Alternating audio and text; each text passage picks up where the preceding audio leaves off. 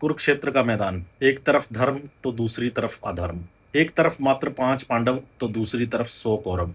एक ऐसा युद्ध जिसमें उस समय के समस्त आर्यावर्त के राजाओं ने भाग लिया था। लेकिन क्या आपने कभी विचार किया है कि विश्व का यह सबसे भीषण युद्ध केवल 18 दिन ही क्यों चला? ना एक भी दिन ज्यादा और ना एक दिन कम। क्या यह केवल एक संयोग था या इसके पीछे छुपा था नियति का कोई गहरा गणित? आज के इस वीडियो में हम महाभारत के इसी 18 अंक के आध्यात्मिक और ऐतिहासिक रहस्य से पर्दा उठाएंगे।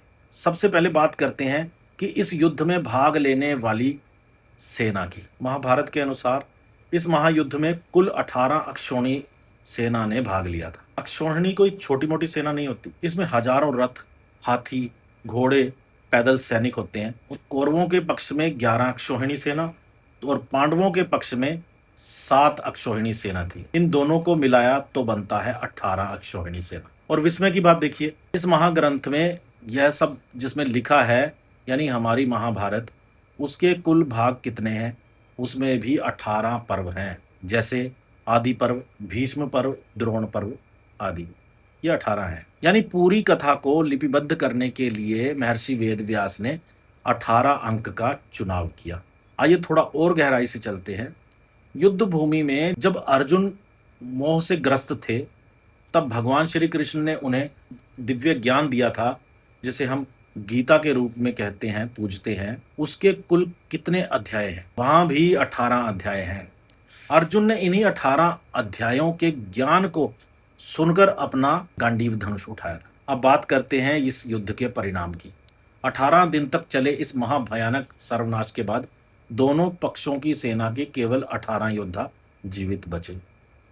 पूरी सेना का अंत हो गया और 18 योद्धा बचे। पांडव पक्ष से श्री कृष्ण और सात्यकी समेत 15 लोग और कौरव पक्ष से 3 लोग, अश्वत्थामा, कृपाचार्य और कृतवर्मा, यानी कुल 18। यदि हम अंक विज्ञान की दृष्टि से देखें तो 18 के दोनों अंकों को मिलाकर जोड़ बनता है 9। सनातन धर्म में 9 के अंक को पूर्ण और सर्वश्रेष्ठ माना गया है, जो शक्ति और सृष्टि का भी प्रतीक है। जैसे नवरात्रि के 9 दिन या फिर 9 ग्रहों को आप कह सकते हैं। वहीं आध्यात्मिक रूप से देखें तो मनुष्य के भीतर 5 ज्ञानेंद्रियां, 5 कर्मेंद्रियां, 5 प्राण और 3 अंतःकरण, इन सबको मिलाकर योग बनता है 18। अर्थात यह युद्ध केवल भूमि पर नहीं बल्कि मनुष्य के भीतर के विकारों को समाप्त करने का भी एक दिव्य संकेत था। तो दोस्तों, महाभारत का युद्ध 18 दिन तक चलना कोई संयोग नहीं था, बल्कि ईश्वरीय नियति का एक सुनियोजित विधान था। यह 18 दिन इस बात का प्रतीक है कि जब पाप का घड़ा पूरी तरह से भर जाता है तो उसके सर्वनाश और एक नए युग की स्थापना में समय नहीं लगता। क्या आपको भी लगता है कि यह सब पहले से ही नियत था? अपने विचार कमेंट बॉक्स में हमारे साथ साझा करें।